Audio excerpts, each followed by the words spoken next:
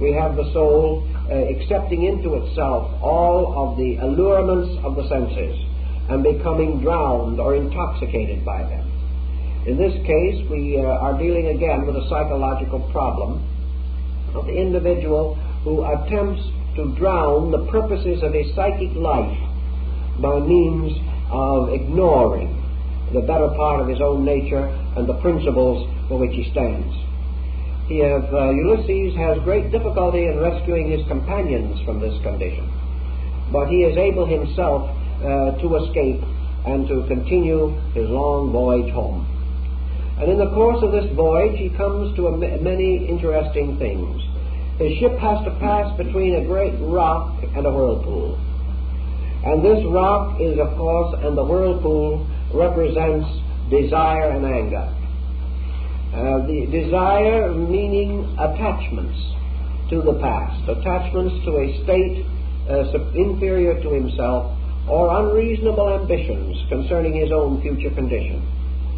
These desires are also balanced by anger, and in the achievement of psychic polarity, the individual must guide the ship of his soul between the extremes of desire and anger, or the extremes of mortal love and hate. Without overcoming these extremes, he is unable to preserve his course. So each of the journeying adventures of Ulysses have to do with the gradual regeneration of his powers and his motion little by little away from darkness and ignorance and toward the achievement of his heroic destiny, the destiny for which he had dedicated himself. The most dramatic and pictorial and probably the outstanding episode in the entire story is the adventure of Ulysses with Circe the Enchantress. Circe the Enchantress is a delightful problem and is right in line with our most immediate problems and the destiny of man today, because now sense, or the sense powers, have come head-on into imagination, represented by the sorceress. And imagination is not, of course, a being outside of man, but an excess within himself. Imagination is man's instinctive tendency, when working with the early structure of the psychic life, to exchange excess as an escape mechanism physically with imagination as an escape mechanism emotionally or psychically. By imagination, of course, Circe is able to transform all of the attendants of Ulysses into beasts. And Ulysses himself has a very difficult and terrible time to escape from the snares which Circe builds.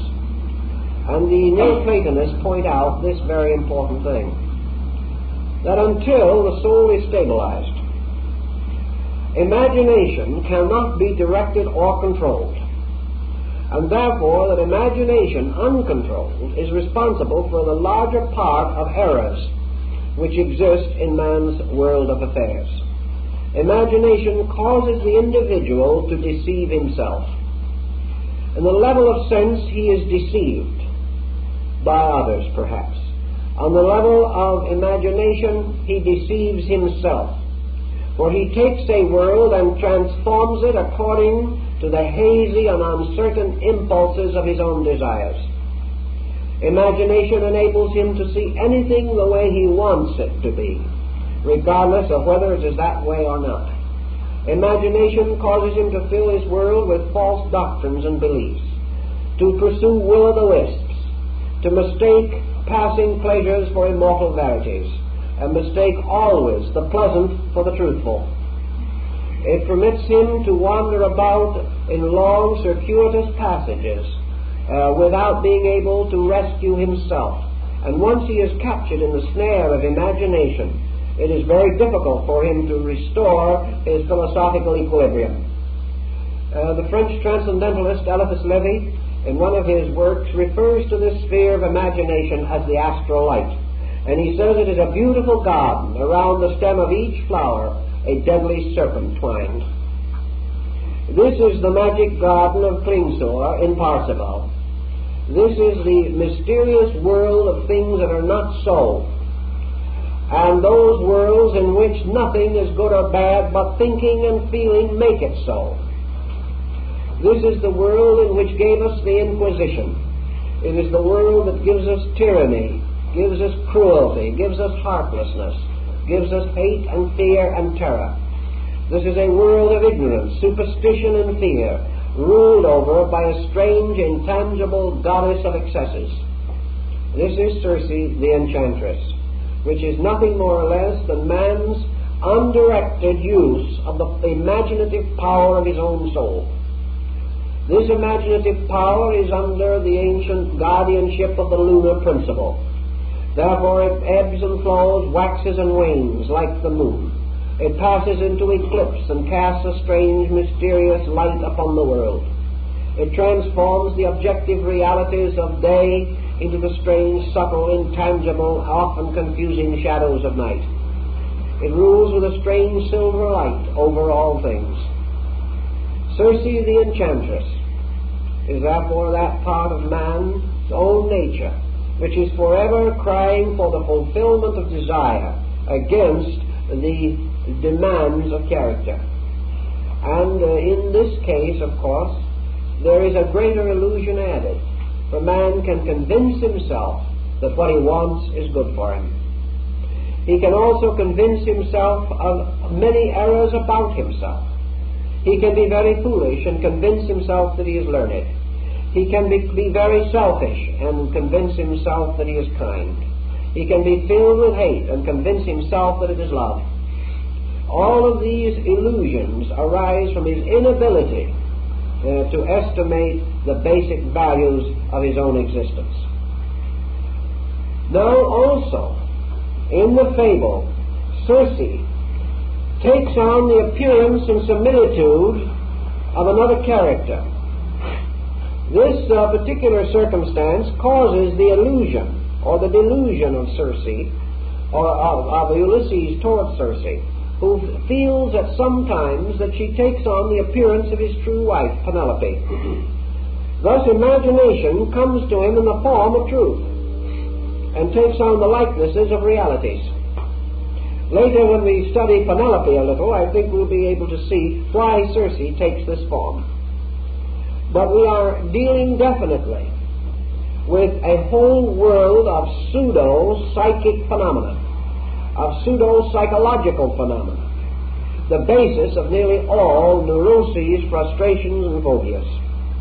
For all these things arise from some kind of ignorance, and mostly they arise from man's unwillingness to face facts naturally and reasonably, and his inevitable instinct to clothe them, dramatize them, color them with false values from his own emotional life. Thus Circe can change human beings into beasts, causing them finally to be completely absorbed in selfishness and in false activities of one kind or another. And of course, not only do these other companions of Ulysses represent other wayfarers seeking home, they can also be interpreted as the various separate faculties and powers of his own mind and nature. So that, of course, the fact that he cannot save them and that they must all perish along the way indicates also that the various attributes and aspects of his own mind cannot survive truth, and that only the one, the master faculty of all, can reach the destination. All others must pass or die along the way, being a race of opinions, attitudes, convictions, of concepts which have not their foundation in the heroic destiny. Therefore, they cannot survive. We can go considerably further with the problem of Circe, but I think it gives us some general pattern with which we are to work at the time being. Now let us also bear in mind, as we said, that Neptune, who is the guardian of the seas and to whose aquatic allotment Ulysses belongs, is himself a strange and mysterious power governing the middle diffusions of the objective universe. Neptune is peculiarly patron over the psychic life of man. Therefore, if his spirit belongs to Jupiter, his soul belongs to Neptune, and his body belongs to Pluto or Hades. Each of these has his own laws, and it is the duty of each of these gods, according to the gravitational power of his nymphs, or the spirits that pull for him in one way or another, to hold life to these levels over which these deities have dominion. Therefore, Neptune, representing the psychic field, does not wish Ulysses to escape. And in the long journey, which is through this fluidic element, the psychic life, when it seems that Ulysses is about to escape, Neptune brings the great tempest to bear upon him, giving him all and terrible evils and injuries, and causing him, as the commentaries say, the gravest doubts and misgivings. Of course, this is exactly the psychic field, doubts and misgivings. Under the great stress of temptation, of trial, of hardship, of frustration, the individual becomes doubtful. His certainties are weakened. He is no longer sure of his own course. He is afraid. He does not know as yet that there is a true land or a true home which he is going to be able to attain. Thus, along the great journey of life, the individual is beset with hardships, and the storm of life threatens to close over him, and the psychic stress threatens to engulf him. And in this emergency, which is the greatest that he must bear, Minerva appears, giving him the guidance of heavenly wisdom, giving him the internal experience of security, bestowing upon him the vision or the internal participation in reality. Minerva therefore brings with her, so to say, the mystical experience, the sign, the proof, the evidence that the powers of darkness shall not prevail. And thus strengthened, Ulysses is able to escape the wrath of Neptune and to continue on his journey home. Now, of course, the great sea trip is of the journey home. It is the journey across the middle distance between matter and spirit. Now, if you remember in your concepts of ancient philosophy, and we've discussed them so many times, I think you can reconstruct the picture, that the three worlds, heaven, earth, and hell, spirit, soul, and body, were represented by the ancients as three elements, fire, water, and earth. Therefore, the physical world was earth, the psychic world was water, and the spiritual world was fire. And these were in the forms of almost concentric orbits, with the earth represented in the center, surrounded by the zone of water, and that surrounded in turn by a zone of clouds and fire. This threefold division of the world represented by fire the causal sphere, the source of life, by matter the world of effects or bodies, and by water the intermediate distance. Plato says that souls descended from the Milky Way and fell into humidity and finally into the bodily form of the earth. The earth itself floated in water, and we have the theories of Anaxagoras and Anaximenes concerning these elements, and the old doctrine of Thales, who said that the earth itself was like a ship floating in water, and earthquakes were caused by someone rocking the boat. This concept, however, was not water as we know it, but the humidic field of energy that modern science calls ether, but which also represents the magnetic field of the earth, or the psychic envelope of both man and the world in which he lives. Now, the Greeks understood this as a river, or as a great zone of water. And they said, therefore, that the world of the living was divided from the world of the dead, or the world of forms from the world of spirit, by a river. And we remember, of course, the river Styx, across which the blind boatman Charon rowed the hosts of souls. We remember the river Jordan, and that dear old hymn, just one more river to cross. And that one more river to cross was the ocean which Ulysses was trying to cross to get home. And, of course, the same good old thoughts in the hymns tell us that we shall gather on the further shore, that we shall all be together after we cross the river. We recognize also the mysterious sea which surrounded the Midgarden of the ancient Nordics, and in this great ocean slept the great serpent, the Midgard snake, and storms were caused by the motions of this snake at the bed of the great sea. We also have many, many accounts. Remember the great heroes of antiquity, the seamen. Remember that all the instructors of mankind are said to have come out of the sea. Remember that man, it is believed, himself came out of water as a material creature, crawling out of the sea in some prehistoric age, and still with certain rudimentary organs remaining within his body to indicate that once he was a creature of the sea. So life crawling out of sea was formed crawling out of the psychic field which enveloped the earth. But the sea also mostly became the symbol of the interval between the land of Elos, where the Trojan War was fought, and what Homer calls our own far distant native land, which is upon the other shore, upon the far side of the great sea.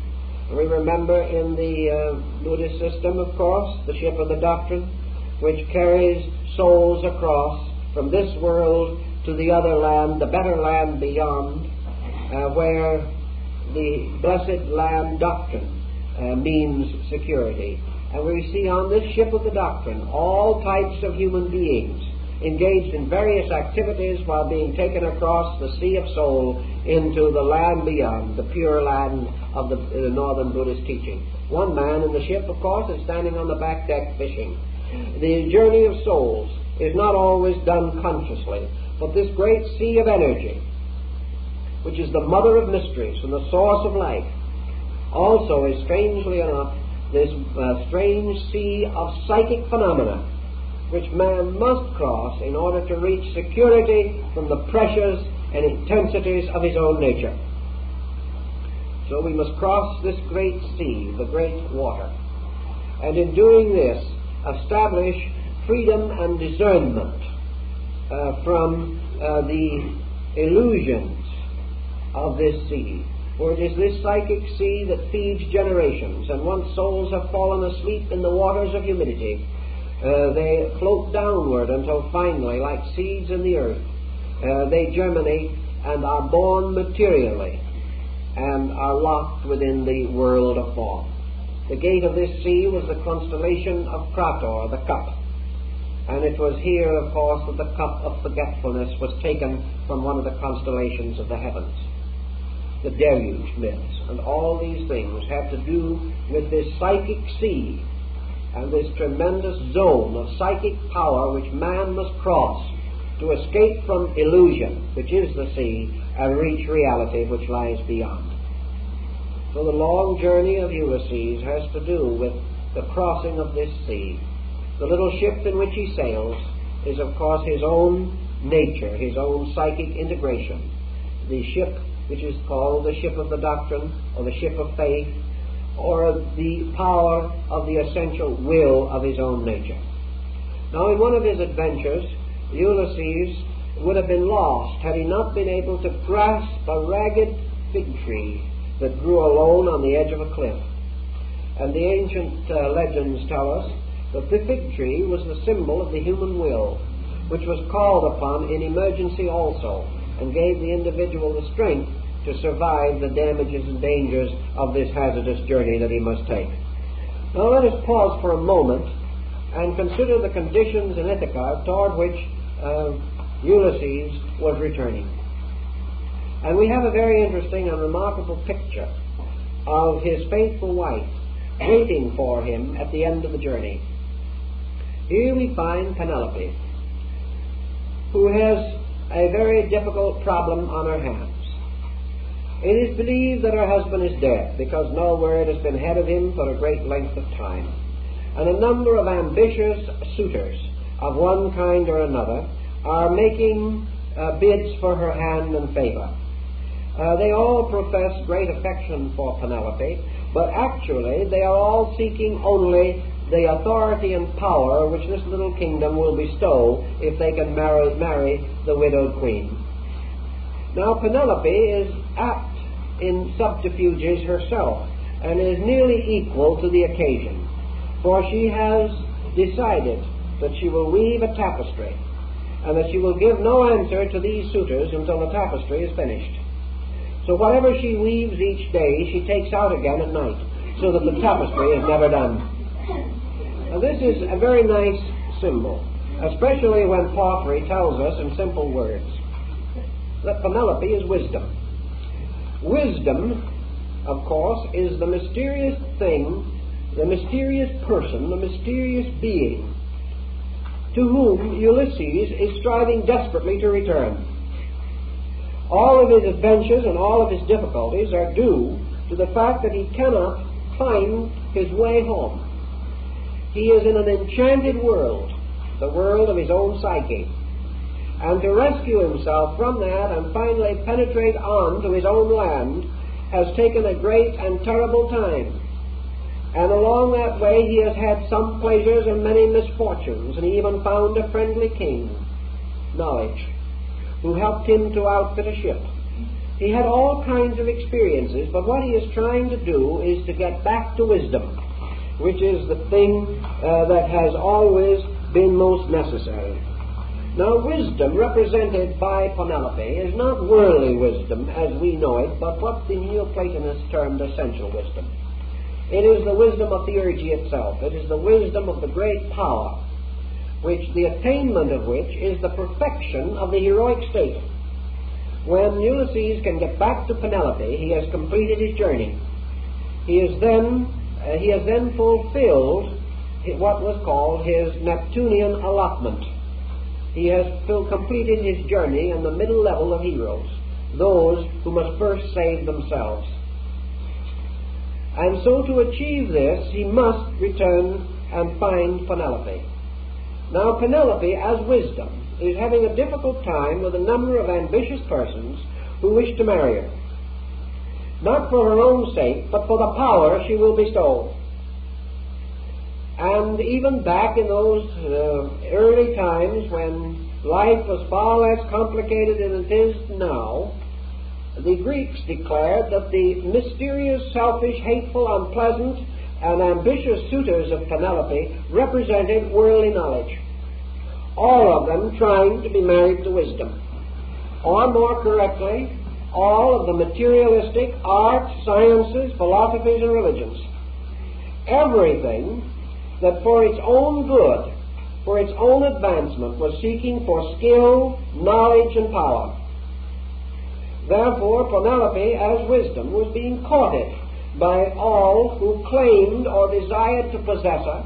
These among themselves argued, fought, and debated as to who was going to have her, none of them knowing she would have none of them. And in order to make the situation safe for herself, Penelope, whose weaving of the tapestry of life was to represent the full story of knowledge, or the full story of true inner knowledge, always removed at night what she had woven in the daytime, so that she never finished the search or the process of completing this work. And she said she would not marry until it was finished. In other words, she would not accept any of these suitors until her own work was done. And she made certain that the work could never be done. And so, in the search for essential knowledge, in man's experience, no matter how much he knows, something at night, something mysterious, takes out that learning and must weave it again the next day. So that no matter how much we know, we never know all. No matter how much we woo wisdom, we cannot attain its completeness, and therefore we cannot fulfill the requirements. And in order to protect wisdom's works, which are the key to its own nature, wisdom forever conceals or unravels what it has done. Thus it is that wisdom hides or protects its own works, so that selfish men can never possess either these works or wisdom itself. And of course in those days there were among the Greeks what were called sophists. The original sophists were very great and admirable persons, including some of the great immortals of early Grecian life, like Thales and Solon and Pittacus and Periander. But the later sophists were professional teachers who gained no reputation except for selfishness because they commercialized learning. And they were associated with false knowledge, man learning for gain rather than for good. And the false suitors in the time of the Greek culture therefore represented all the ulterior motives of man by which men seek to be wise, and for purposes of injuring each other, for taking hold of knowledge as power and using it against the common good, skill to kill rather than to create and to enliven. Thus, essential wisdom kept her house, and in a strange and wonderful way, under the protection of her own proper guiding allotment, Minerva, she was able to confound the suitors until such time as Ulysses could return. Because Ulysses, if he returns, is going to be worthy of her. He is her true husband. And here the Neoplatonists point out a very, very interesting point. Namely, that Ulysses is not returning to marry. He is returning to the wife he had before he left on the journey. And that is one of the points which is particularly important. In other words, Ulysses is not obtaining new wisdom, but he is restoring his own inner knowledge of that wisdom which has always been his. He is returning again to his own proper abode, where wisdom waits for him, as it has always waited. Now when the time comes for Ulysses to at last appear, he comes not in his own proper person, but as an ancient beggar.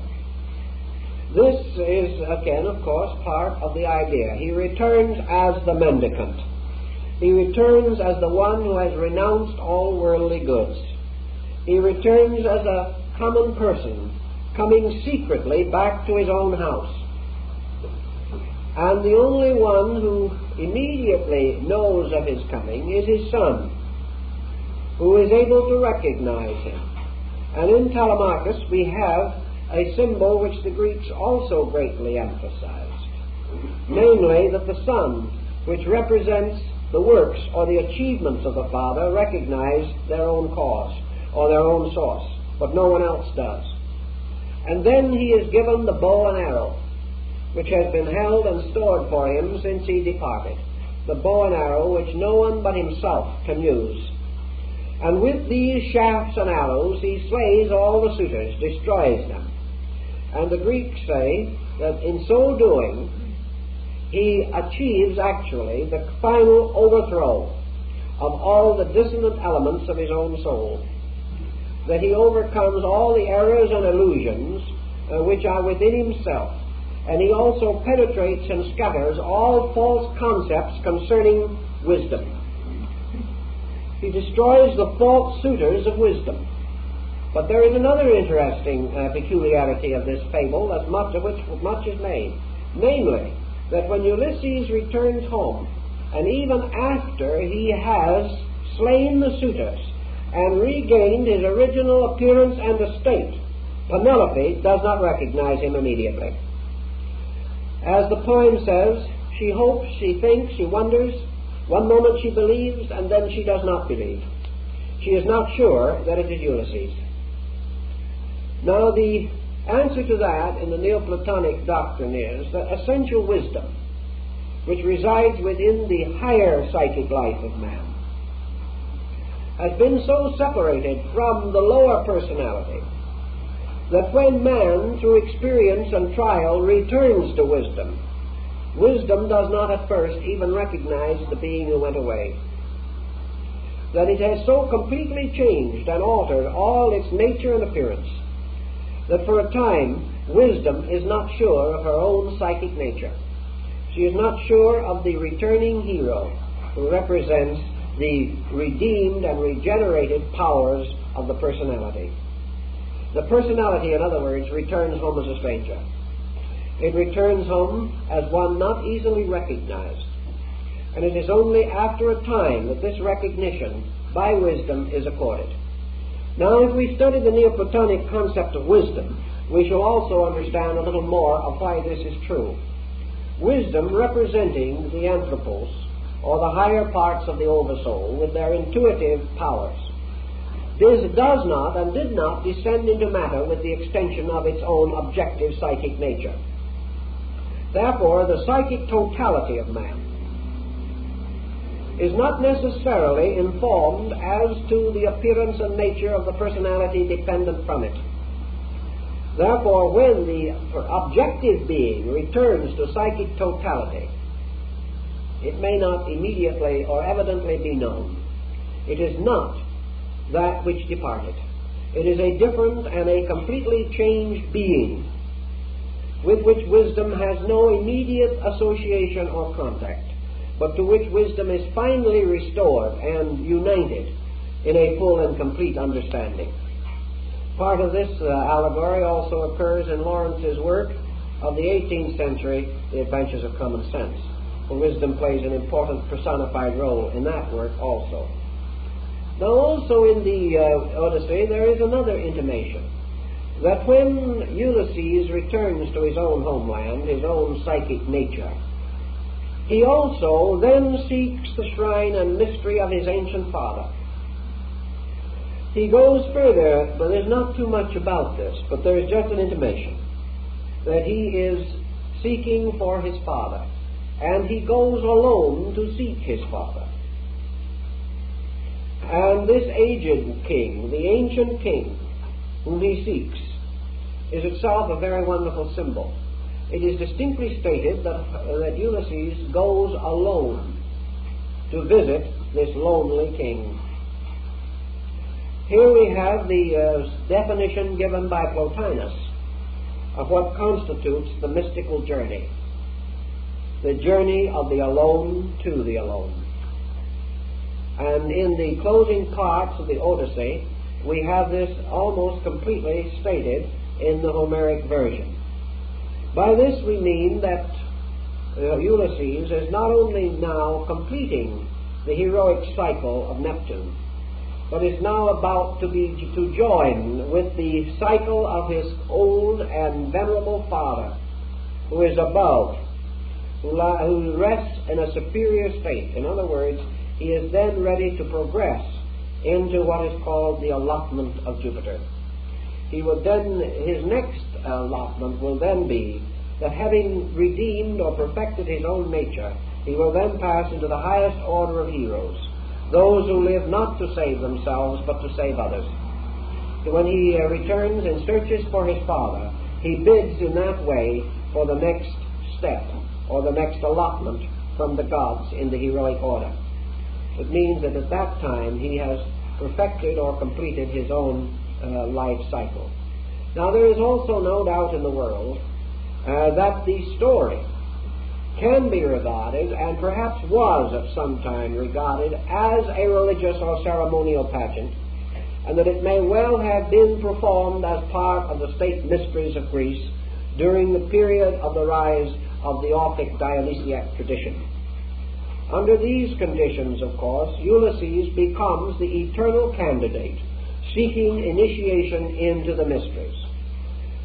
Ulysses passes through 12 distinct adventures which correspond to the 12 labors of Hercules.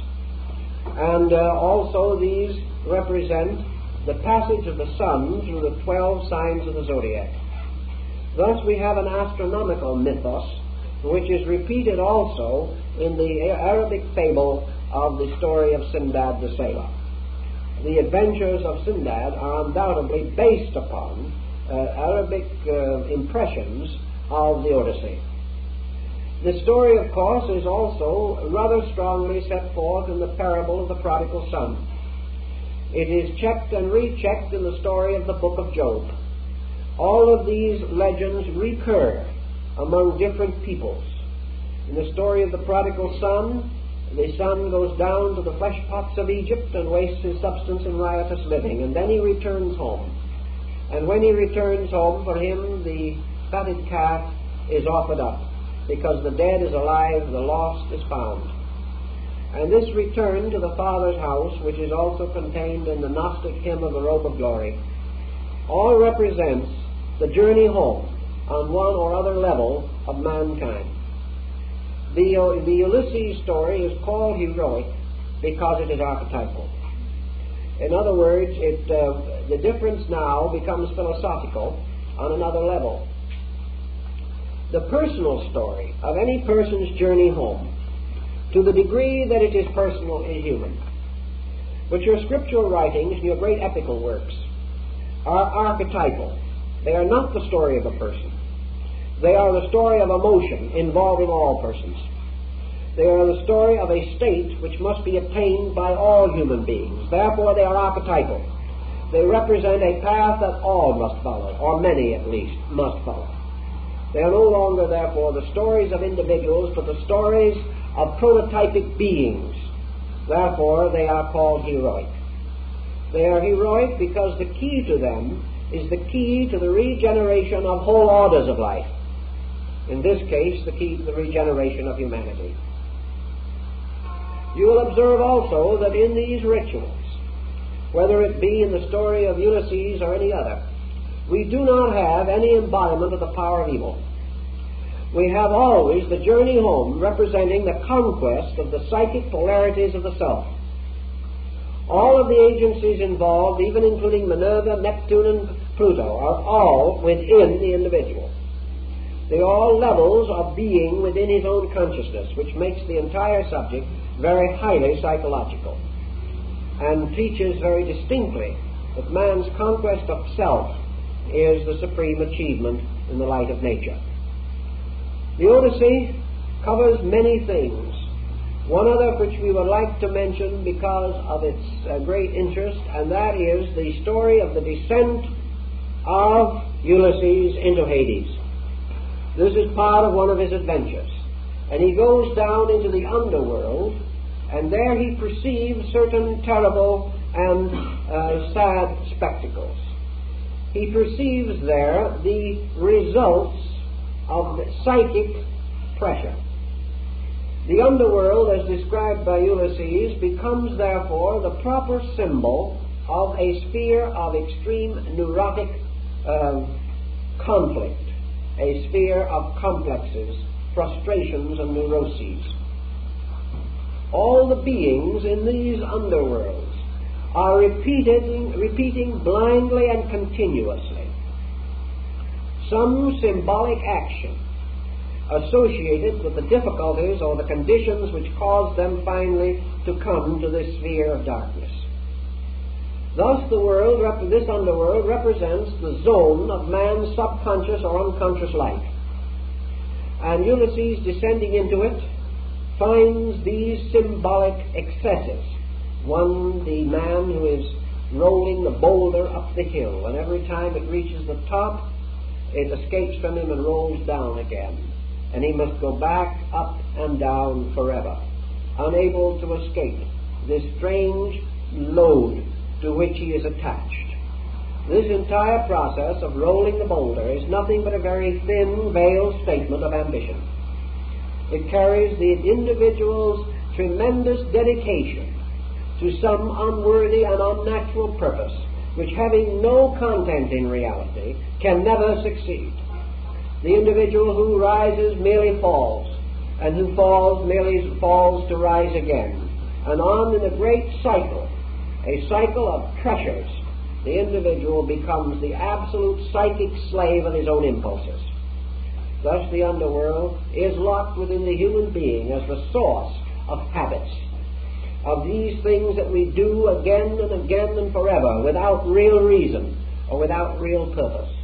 And Ulysses is taken down into this world in order that he may see the psychic consequences of these addictions to inadequate concepts of existence. Each one of his adventures carries the same message on some level of sensory perception. Gradually, however, he clears this sensory perception. For when the time comes, he recognizes Penelope, although she does not recognize him.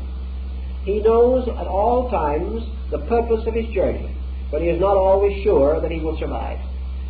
Here again we can have elements from the rituals of initiation, the temptations by which the soul is tried, as are set forth in the Egyptian ritual of the dead. Thus we have several possible levels for the interpretation of the Ulysses story. But I think that we are reasonably certain that the general struggle is between Ulysses and the concept of egoism within himself. And the various elements of this conflict are embodied and personified in his adventures and hardships. In the end, however, he is given to be returned to his lawful life, wisdom, and will be given power to rule ever after in happiness over the kingdom of nature, which is his proper allotment. We also know that this is the distant city toward which he is always seeking to go, and whose shoreline he does not even recognize when he sees it. This is the city of good intention. This is Utopia. This is the New Jerusalem, the heavenly city, the city of rest and peace. This is the mysterious nirvanic city of the East, the abode of everlasting tranquility. This is Surkavati's golden shores. And he is seeking to reach it because it is the city of peace. It is the city of tranquility and of joy. But it is a city, as a state of consciousness, which has been infected by these suitors who must be removed. The temple must be cleansed. And Ulysses, in destroying the suitors, fulfills the same symbolical act as Jesus casting the moneylenders from the porch of the temple. All these are the restoration of sanctity, the restoration of sacredness. And with Ulysses at home, Penelope then finishes her painting or her tapestry. And in this tapestry she reveals all of the operations of natural law. Therefore, to the one who is enlightened and redeemed, wisdom gives all of her secrets. But until they are enlightened and redeemed, nature conceals part of her secrets, and even destroys some of her work by night, so that men will not be able to fathom her mysteries. And those who are selfish and profane can never become possessors of the great wisdom or the greater doctrines, which are the secrets of nature's wondrous powers and workings. And so in the story we have a rather contemporary trend. We have a trend that teaches us that each individual's personal journey of self-control is an odyssey, and that he too is seeking his homeland, and that he finds his homeland after strange adventures. They are no longer perhaps so picturesque as those described in the Odyssey, and there are not many Cyclops wandering around today. But within our own living, we pass through all these tragedies, and when we pass through them, they are as great as though they involved all the cosmos. And the giants of selfishness that we must slay are not less in stature than the giants of ancient times. It is, however, a qualitative victory, one in which the strength of self over circumstance, as Plotinus calls it, is the key to man's internal peace and security, and his ultimate re-identification by theurgy with the eternal wisdom of the Father. These are the principal elements of the story, and by aid of these keys, I think you could read the entire work with a fair degree of comprehension. And that in so doing, you would then be thinking as the Neoplatonists thought, thinking with Plato and the others, that this fable is a thinly veiled account of each man's journey to that land which is his true home. And in that thinking then, I think we probably have done about enough this evening.